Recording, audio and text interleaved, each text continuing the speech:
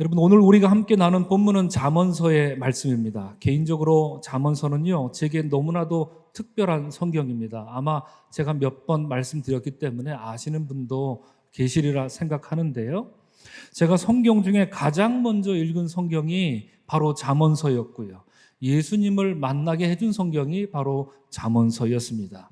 그러니까 저에게는 여러분, 생각해보면 잠언서는 마치 첫사랑과도 같은 그런 성경책이 바로 잠언서입니다.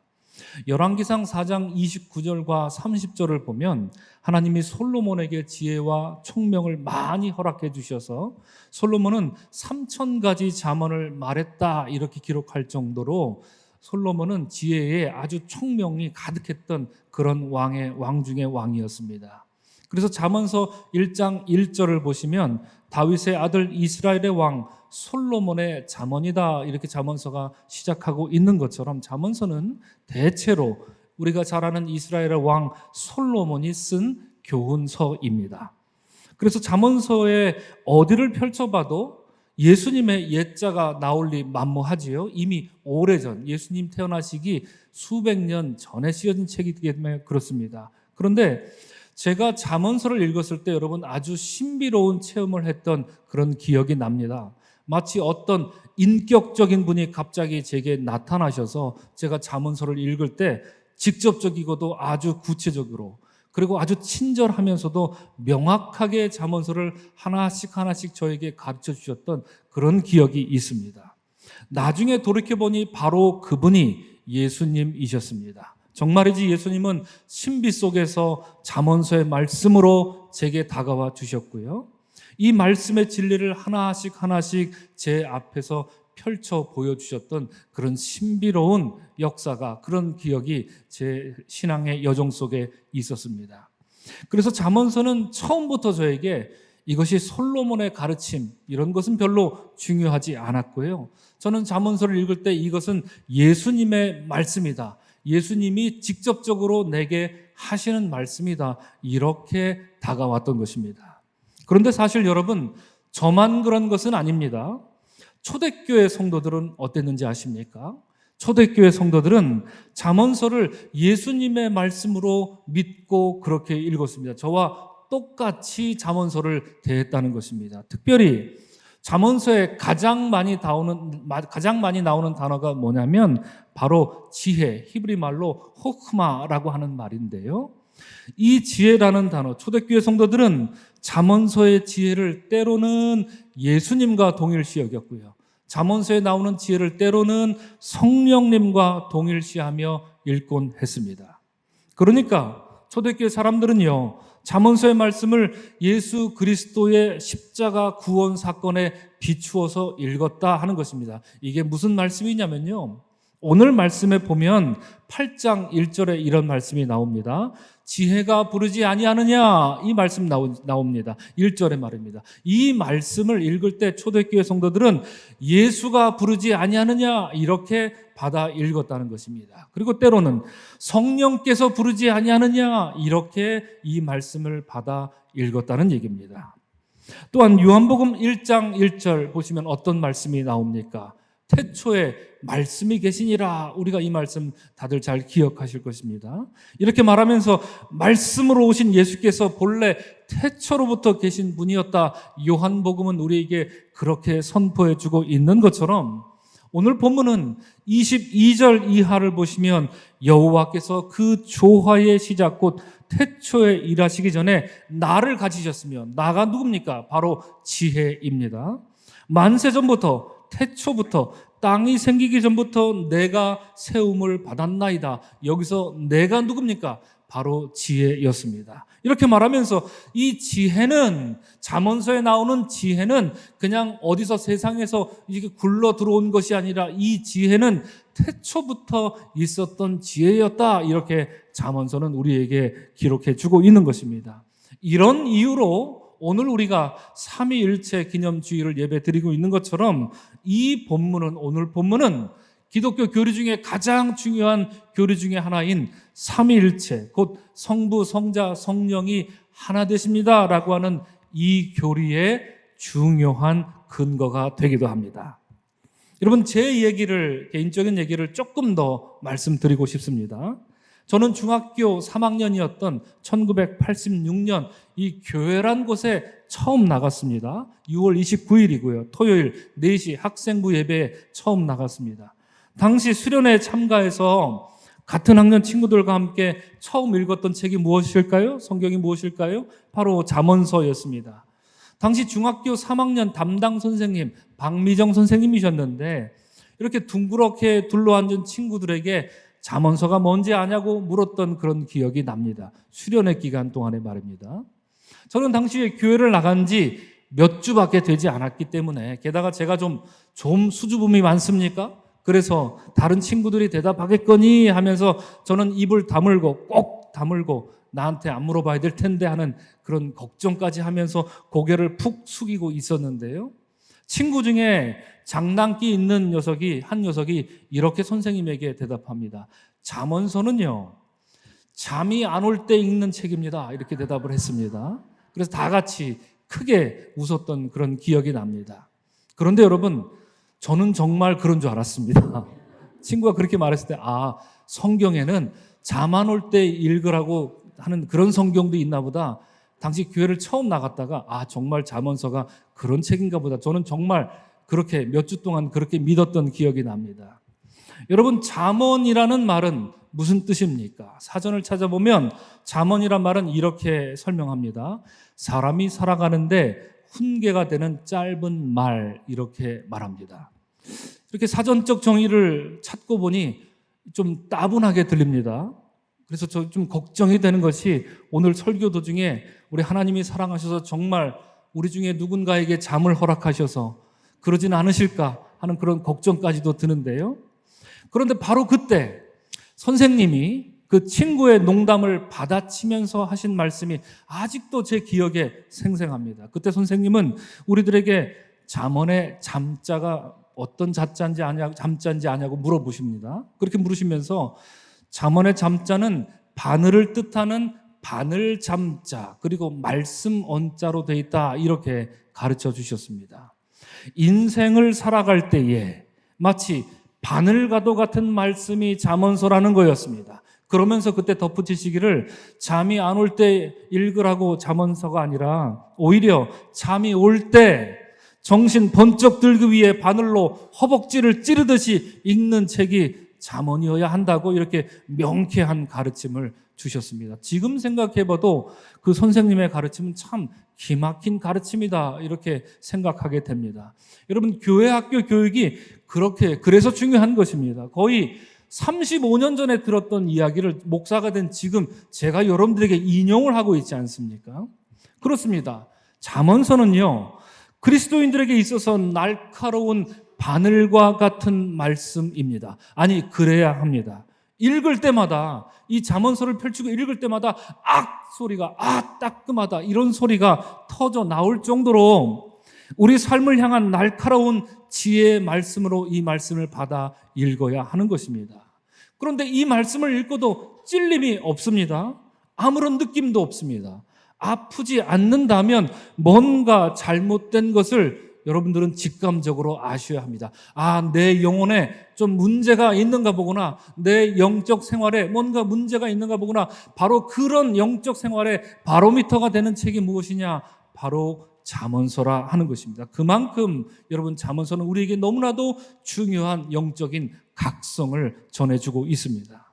그러면 여러분, 잠언서가 이처럼 날카로운 지혜의 말씀으로 우리의 영혼을 찌르고 있다면, 그렇게 찌르고 있는 목적은 무엇입니까? 우리로 하여금 깨어나게 하는 것은 맞는데, 우리가 깨어나서 어떻게 되라는 걸 이 잠언서는 말해주고 있을까요? 다시 말하면 이 잠언서의 목적은 무엇이겠습니까? 그 해답은 우리가 너무나도 잘 아는 잠언서 1장 7절 말씀에 나와 있습니다. 곧 여호와를 경외하는 것이 무엇이라고요? 지식의, 지혜의 근본이다. 잠언서가 이렇게 전해주고 있는데, 학자들은 이 잠언서 1장 7절이 잠언서의 주제다, 이렇게 말합니다. 곧 잠언서는 사람들로 하여금, 우리들로 하여금 여호와를 경외할 수 있도록 찌르는 바늘과도 같다, 이런 뜻입니다.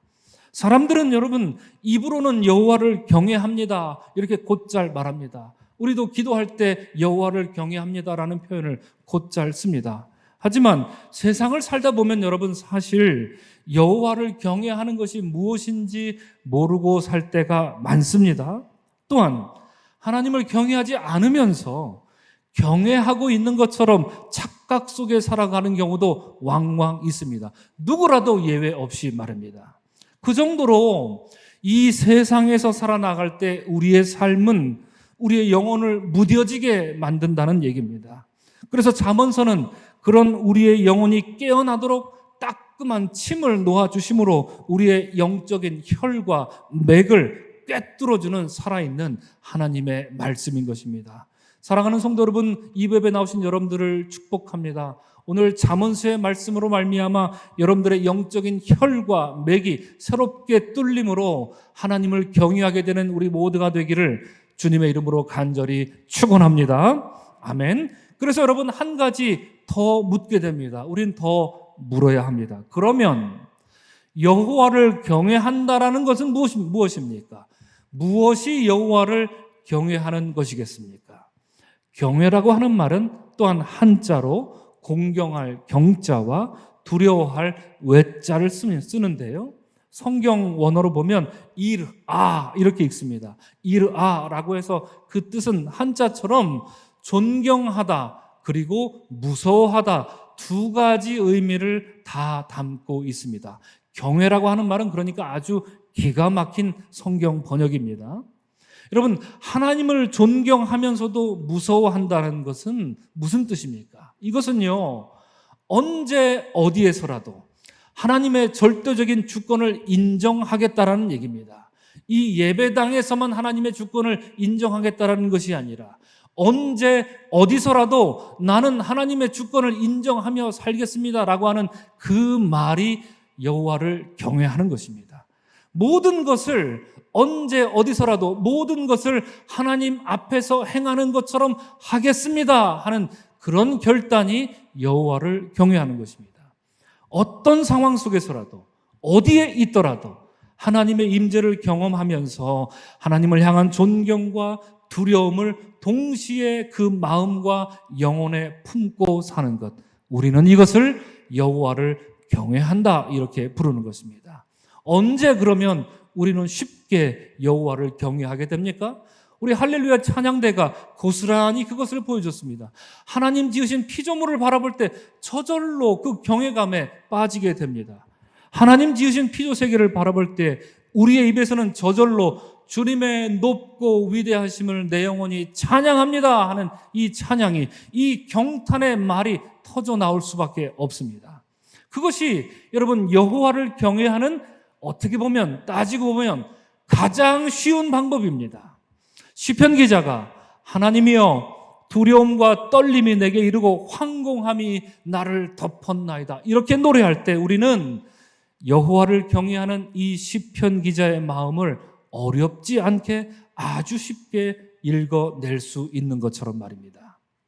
여러분, 제가 미국에 있을 때 이런 경외심을 종종 경험한 적이 있었습니다. 애리조나의 그 광활한 사막 한복판에 서 있게 되면, 아무도 없고 저 혼자 그 사막 한복판에 서 있게 되면 인간이란 존재는 저 광야에서 나부끼는 그야말로 먼지마도 못한 존재구나라는 것이 저절로 이렇게 깨닫게 되는 그런 경험을 한 적이 있습니다. 또한 제가 종종 그랜드 캐년을 찾곤 했는데요. 이미지 보시다시피 저 뒷배경이 어디서 제가 이미지 합성을 한 게 아니라 그랜드 캐년에서 제가 직접 찍은 건데요. 종종 저렇게 혼자 기타를 들고 가서 주 하나님 지으신 모든 세계, 이 찬양이 안 부를래야 안 부를 수 없는 곳이 바로 그랜드 캐년입니다. 또 제가 좋아하는 존 덴버의 노래 애니송이라든가 투데이 이런 노래를 저기 앉아서 부는 바람을 맞고 부르면 저절로 하나님 앞에 경탄의 찬양이 저절로 나오곤 합니다. 이처럼 그랜드 캐년에 가서 그 장엄한 협곡에서 부는 그 바람이 제 뺨을 스치고 지날 때 저는 경탄하게 됩니다. 하나님을 경외하게 됩니다. 저절로 말입니다. 그리고 윙윙거리는 그 바람 소리를 따라서 저 하늘 높은 곳으로부터 협곡 안쪽으로 새 한 마리가 자유롭게 활강하며 내려가는 모습을 지켜보면 하나님의 위대한 창조 앞에서 저절로 전율이 느껴지곤 했었습니다. 그럴 때 제 마음에 찾아온 감정이 바로 경외심이었던 것입니다. 곧 다른 말로 두려움과 떨림이었습니다. 하나님의 창조 앞에 느낄 수 있는 인간의 가장 원초적인 감정이 바로 경외였던 것입니다. 이처럼 잠언서는 우리로 하여금 오직 여호와를 경외하는 영혼으로 살아가라 이렇게 말하고 있습니다. 날카로운 지혜로 우리를 찌르면서 잠든 영혼으로 살지 말고 깨어나라, 그리고 여호와를 경외하라, 이것을 말하는 성경이 잠언서라는 것입니다. 사랑하는 성도 여러분, 오늘 말씀을 통하여서 그 날카로운 지혜가 여러분들의 이름을 부를 때에 깨어서 주께 응답하는 우리 모두가 될 수 있기를 주임으로 간절히 축원합니다. 그런데 오늘 본문은 여러분 아주 중요한 사실을 우리에게 알려주고 있습니다. 여호와를 경외한다는 것은 그랜드 캐년에서만 가능한 게 아니라 평범한 우리의 일상 속에서 가능하다라고 하는 것을 말해주고 있습니다. 아니, 평범한 우리의 일상 속에서 반드시 나타나야 한다는 것을 오늘 본문은 우리에게 들려주고 있습니다. 오늘 본문 말씀 1절은 이렇게 시작합니다. 지혜가 부르지 아니하냐, 명철이 소리를 높이지 아니하냐.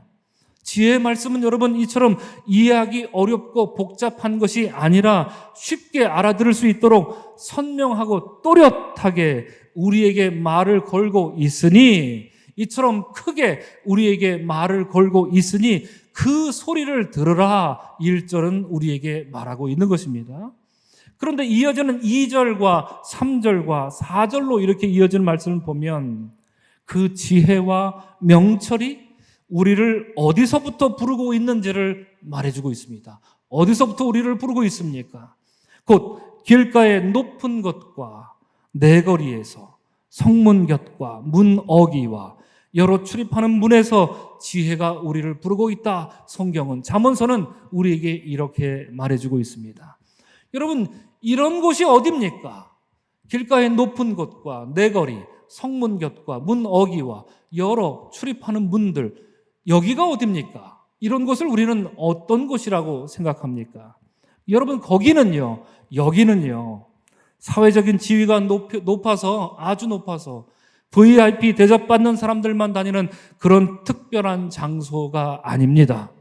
누구라도 갈 수 있는 평범한 곳을 의미하는 곳입니다. 또한 어떤 특정한 시간에만 다닐 수 있는 그런 장소가 아니라 사람들이 평범한 일상 속에서 매일같이 오가는 곳을 의미하는 표현입니다.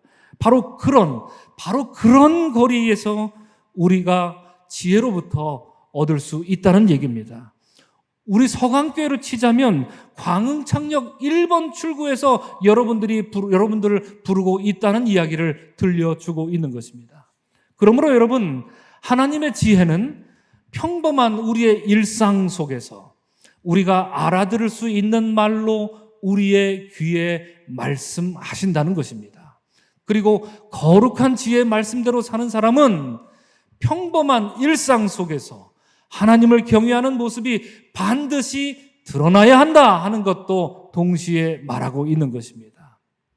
미국에 T.C. 해리슨이라고 하는 성공의 목사님이 계십니다. 여성 목사님이 계십니다. 그분이 쓴 책 중에 오늘이라는 예배하는 이런 제목의 책이 있습니다. 이 책에서 매일같이 반복되는 이 지극히 사소한 하루가 어떻게 거룩한 예배가 될 수 있는지를 우리에게 아주 감동적으로 그리고 자세히 알려주고 있는데요. 이 책의 목차가 흥미롭게도 여러분 다음과 같은 목차로 되어 있습니다. 1번 챕터 1이 이렇습니다. 잠에서 깸. 두 번째 챕터 2가 이렇습니다. 침대 정리. 세 번째 이 닦기, 열쇠 분실, 남은 음식 먹기, 남편과의 다툼, 이메일 확인, 교통체증 버티기, 친구와 통화하기, 차 마시기, 그리고 마지막 11장이 잠, 이런 챕터 제목으로 되어 있습니다. 잠자리에서 일어나서 다시 잠자리에 들 때까지 대충 봐도 그저 평범한 일상이 이 책의 목차가 되는 것입니다.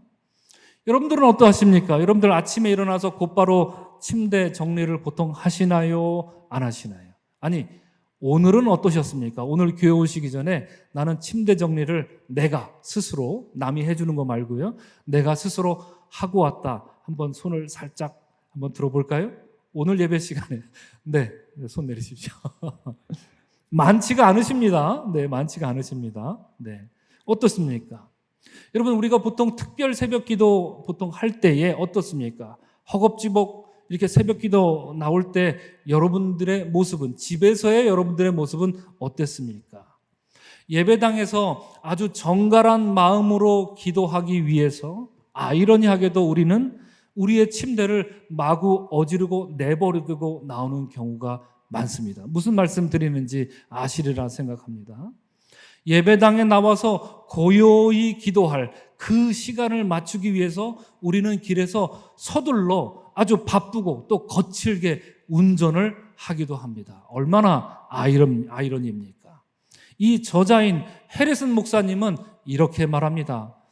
매일 침대 정리를 하고 조용한 방의 책상 다리로 앉아있는 나의 사순절 의례는 침묵의 감촉과 반복의 리듬을 다시 익히게 해준 실천이었다. 이렇게 말합니다. 다시 말하면 이 목사님에게 있어서는 아침에 일어나서 침대 정리를 하는 그 행위가 본인이 하나님을 예배하는 행위였다라는 얘기입니다. 그러면서 저자는 우리에게 이어서 이 책에서 묻고 있습니다. 여러분들은 이를 닦을 때 무슨 생각으로 이를 닦으시나요? 그냥 대충 귀찮은 듯이 빨리 나가니까 치카치카 이렇게 하면서 아무 생각 없이 이를 닦으십니까? 그러지 말라고 저자는 얘기합니다.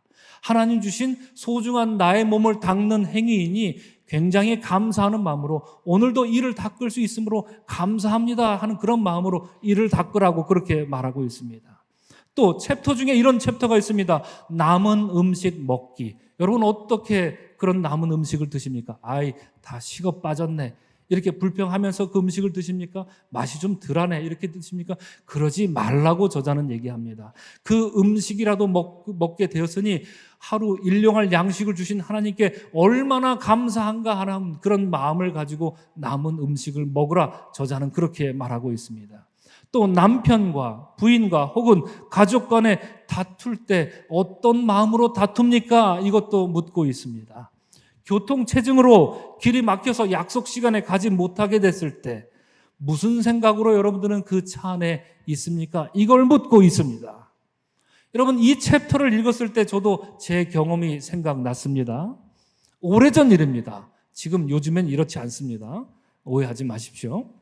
한 번은 어느 교회에 설교하러 가야 해서 일찍 집을 나섰는데 저 앞쪽에서 교통사고가 나서 길이 막혀버린 겁니다. 차가 움직일 생각을 하지 않습니다. 일부러 일찍 나왔습니다. 이 예배가 되게 중요한 예배고 그 자리에 영광스럽게도 초대를 받았기 때문에 설교자로 가야 했기 때문에 일찍 거의 1시간 일찍 나왔는데 꼼짝없이 예배를 늦게 생겼고요. 설교를 못하게 될 상황이, 이런 난감한 상황이 벌어지게 된 겁니다. 그때 제 마음에 여러분 별의별 생각이 다 들었습니다. 교통사고를 당했던 그 사람들에 대해서는 제 마음에 안중에도 없었습니다. 그죠? 길이 막혔다. 그리고 나는 예배에 늦었다. 이 두 가지 사실에만 저는 골똘하면서 화가 머리끝까지 치밀었습니다. 그러면서 이렇게 속으로 생각했습니다. 아니, 저 사람들은 하필이면 왜 이 시간에 차를 몰고 나온 거야? 죄송합니다. 지금은 안 그렇습니다. 또 이런 생각도 했습니다. 아니, 저 사람들은 하필이면 왜 이곳에서 교통사고가 낸 거야? 이런 생각을 했다는 말입니다. 이렇게 생각하면서 투덜거리고 불평하면서 그 차 안에 앉아 있었던 그런 기억이 납니다. 저 스스로가 그 운전석 안에서 지옥을 만들고 있었습니다. 구급차가 와서 그 사고당한 사람들을 싣고 가는 그 모습을 보기 전까지 그들을 향한 원망이 끊이지 않고 제 마음속에 불일 듯 계속 일어났습니다. 하지만 여러분, 구급차가 왔는데 사람들이 많이 다쳤더라고요. 그 실려가는 그 사람들의 모습을 봤을 때에 그 안에서 또한 얼마나 후회했고 얼마나 회개하는 마음으로 이어서 기도했는 줄 모릅니다. 여러분, 이 책에서 저자는 또 이런 얘기를 합니다. 어느 수도원에 걸려있다는 글귀를 인용하면서 이런 말을 하는데요. 이런 얘기입니다. 모든 사람이 혁명을 원한다. 그러나 아무도 설거지를 원하지는 않는다. 이렇게 말합니다. 무슨 뜻일까요? 그렇습니다, 여러분. 혁명이란 말은 얼마나 거창한 말입니까? 이전까지의 관습이라든가 제도, 이것을요 단번에 깨뜨리고 새로운 것을 세우는 것, 우리는 이것을 혁명 이렇게 부릅니다. 사람들은 모두 혁명 같은 그런 일을 원합니다. 사람들은 모두 개혁 같은 이런 것을 원합니다. 사람들은 모두 아주 이게 변화되는 뭔가를 원합니다. 그러나 아무도 설거지는 하지 않으려 한다는 이런 수도원에 걸려있는 글귀였습니다. 그럴싸하고 거창한 가치를 말하는 것은 모든 사람들이 다 좋아하지만 정작 자잘하고 단순해 보이는 일에는 관심도 두지 않을 뿐더러 그런 일들은 회피하는 것이 보통 사람들의 마음이다. 이것을 꼬집어 말하고 있는 것입니다. 오히려 그런 작고 단순한 일에서부터 혁명이든지 그것이 개혁이든지 그것이 변화든지 시작된다는 것을 사람들은 알지 못한다는 이야기를 하고 있습니다. 사랑하는 성도 여러분, 이 날카로운 지혜의 말씀, 오늘 우리에게 이것을 말하고 있습니다. 하나님을 경외하는 것은 거창하거나 멀리 있지 않다는 것을 오늘 본문은 우리에게 들려주고 있습니다. 자잘해 보이는 우리의 작은 일상 속에 우리가 마땅히 이루어야 할, 마땅히 완수해야 할 영적인 과제들이 이미 산적해 있음을 말해주고 있습니다. 이 날카로운 지혜의 말씀은 그랜드 캐년에서 분명 깊고도 풍성하게 공명할 것이 분명하지만 매일같이 바쁘게 돌아가는 여러분과 저의 일상 속에서 우리가 매일같이 걷는 그 길 위에서 우리가 매일 만나는 그 사람들을 통해서 우리에게 말을 걸어오고 있다는 것입니다. 그것도 큰 소리로 우리에게 알아들으라고 지혜가 우리를 부르고 있다는 것입니다. 시편 34편은 여호와를 경외하는 것에서 이렇게 말하고 있습니다. 주님을 경외하는 길을 너희에게 가르쳐 주겠다. 내 혀로 악한 말을 하지 말라. 여러분, 혀로 악한 말 하지 마십시오. 주님을 경외하는 사람은 혀로 악한 말을 하지 않는다고 말합니다. 내 입술로 거짓말하지 말아라. 여러분, 거짓말하지 마십시오. 주님을 경외하는 사람은 입술로 거짓말을 하지 않는다고 시편이 가르쳐줍니다. 악한 일은 피하고 선한 일만 하여라. 평화를 찾기까지 있는 힘을 다하여라. 이렇게 시편 34편은 우리에게 가르쳐주고 있습니다. 그렇습니다, 여러분. 하나님을 경외하는 것은 사람들을 향한 우리들의 혀에 달려있다는 말입니다. 하나님을 경외하는 것은 우리의 입술에 달려있다고 시편은 우리에게 그렇게 가르쳐주고 있습니다. 누구를 대하든지 어떤 사람을 대하든지 하나님 대하듯 하는 것, 그것이야말로 여호와를 경외하는 것이라는 얘기입니다. 여호와를 경외하는 것은 그랜드 캐년에서 주님의 높고 위대하심을 내 영혼이 찬양합니다. 이것에만 해당되는 것이 아니라 매일같이 만나는 사람을 주님 대하듯 대하는 바로 그것이 여호와를 경외하는 것이라고 오늘 잠언서는 우리에게 아주 큰 소리로 우리의 귀에 대고 소리치며 외치고 있는 것입니다. 우리 예수님께서도 말씀하셨습니다. 지극히 작은 자 하나에게 한 것이 곧 내게 한 것이다. 이렇게 말씀하신 것이야말로 여호와를 경외하는 것이 무엇인지 우리에게 들려주는 가장 날카로운 지혜의 말씀, 바로 예수께서 우리에게 들려주신 말씀입니다. 금세기 최고의 기독교 영성가 C.S. 루이스는 다음과 같이 말한 적이 있습니다. 사람들이 날씨나 온갖 불편한 일에는 불평을 늘어 놓으면서 오늘 왜 이렇게 더워? 왜 이렇게 추워? 그렇죠? 우리는 우리에게 불편한 일이 다가올 때 불평을 늘어놓기 쉽습니다. 그러면서 그는 말합니다. 기근이나 박해가 닥칠 때 감당할 수 있는 인내를 주옵소서, 이렇게 기도하는 것은 얼마나 우스꽝스러운 꼴인가, 이렇게 말합니다. 위대한 영성은 사소한 개인적인 사소한 일상 속에서 시작되고 완성된다는 뜻입니다. 사랑하는 성도 여러분, 여호와를 경외하는 것은 멀리 있지가 않습니다. 또한 여호와를 경외하는 일은 그다지 거창한 일이 아닐 수도 있습니다. 다만 길가의 높은 곳에서나 내거리에서나 성문 곁과 문 어기라든가 아니면 매일 드나드는 문에서 반복적으로 행하는 일 속에 그 문을 열고 닫는 그 일로 말미암아 여호와를 경외하는 것이 시작될 수 있다는 얘기입니다. 광흥창역 1번 출구에서 여호와를 경외하는 것이 시작되고 완성될 수 있다는 이야기입니다. 언제 그리고 어디서라도 하나님의 절대적인 주권 앞에서 그 앞에서만 행하는 여러분들의 삶이 되기를 주의 이름으로 축원합니다.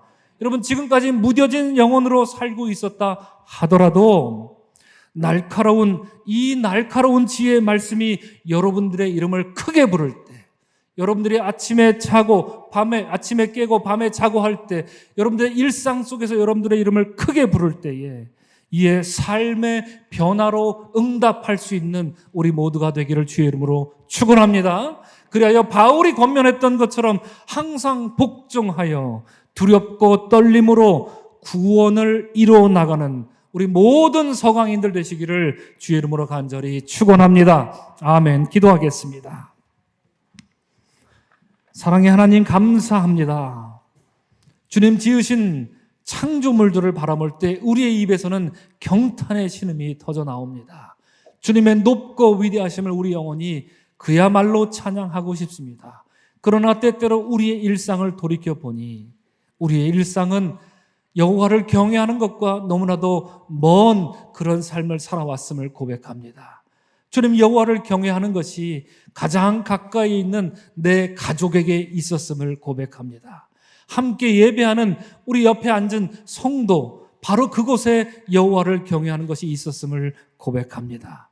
길을 걸을 때 만나는 사람들, 바라보는 세상들, 그곳에 여호와를 경외하는 일이 있었음을 고백합니다. 주여, 큰 소리로 우리의 이름을 부를 때 아멘으로 화답하며 삶의 변화로 응답하는 우리 모두가 될 수 있도록 인도하여 주시옵소서. 감사하고 축복하며 예수 그리스도의 이름 받들어 기도합니다. 아멘.